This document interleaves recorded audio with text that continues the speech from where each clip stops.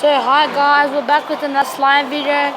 This slime I made is clear slime with Elmer's glue and shaving gel.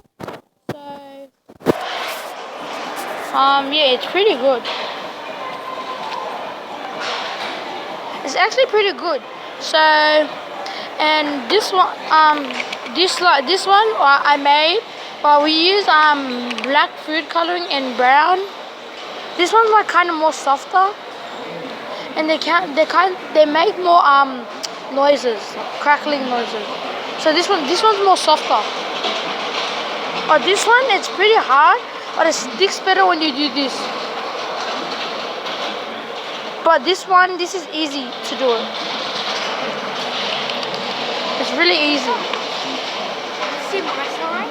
See when there's stretch. Tell them. His one can stretch. They can stretch really good. That's it now, that's it. Oh, I think it's getting in the airport.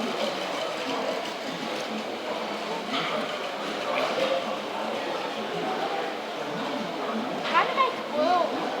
This ugly twirl I made.